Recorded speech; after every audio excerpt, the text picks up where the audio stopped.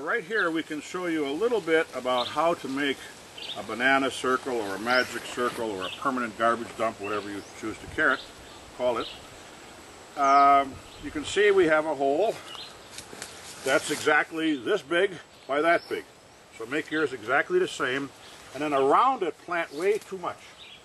In this area people would normally plant one plantain. We've planted 4 plantains and 4 papaya, and we have some yucca, and we had planted spinach, but it died, and we could have planted more. One of the secrets of this technique is the hole collects the garbage. So when I fertilize with organic or regular, it can't wash to the sea. It can't fertilize the weeds because there's going to be too much shade here. And this will produce like crazy. It's just a wonderful technique. This dirt goes in a circle around, and then if you want to put something like logs or stones around that so you don't have erosion, and just fill this up as high as you feel like, and it will all decompose and those roots will go in there. Have a picnic, and they'll give you picnics for years to come with a lot of free food. It's a great technique. It works particularly well for papaya, for bananas, for plantain, and with otoi underneath. Kind of, we're copying nature. Papaya lets a little light through. The bananas get the light from there, and they're okay.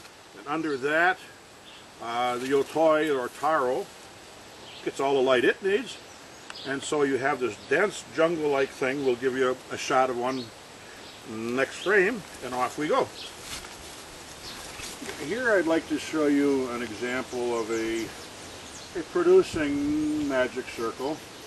Papaya, platano, guineo, or banana and plantain, ornamental flowers, taro.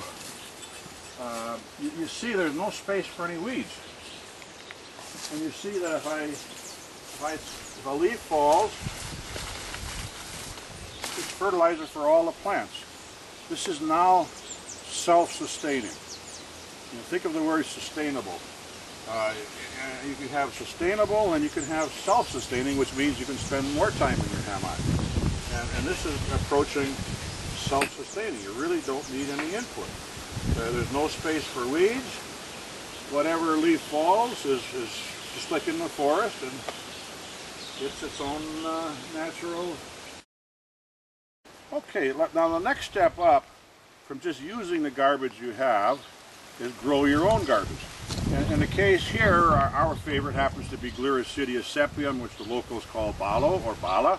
It's a nitrogen-fixing tree which you can harvest up to 6 times a year, the branches and the leaves. Now, let's show you some examples. This here was one seed. These are commercial seeds. They're all the same. One platano seed here, the same day the same seed here, and here, and here. You can see we're still waiting for these things to get their first breath of life. They aren't growing. Now this is so close, but the secret of growing your own garbage, as they always say in permaculture, is chop and drop. So we've grown all this balo, all this Gliricidia sepium, and then several times a year we harvest it. Now we can either throw it like this, or if we don't want to be so lazy, we can break it in half and throw it down. And that is just one of the big techniques on this farm. In 2 acres we've planted 1,000 balo.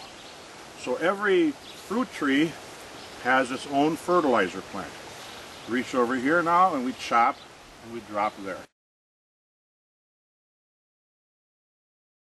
This is all 1 year old. When I started and I saw these permaculture videos, I never imagined that I'd be able to do what they did. Now, the truth is, I started out with better ground than they started out with, but I still, in 1 year, I have raspberry and pineapple and papaya and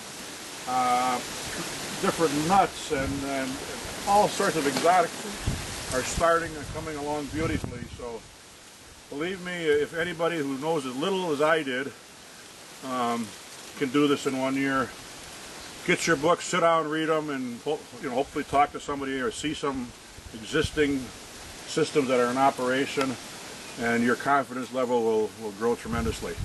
And you're going to really feel good just saying, wow, this works. They're producing food. I hope to hear from you sometime in the future. Bye.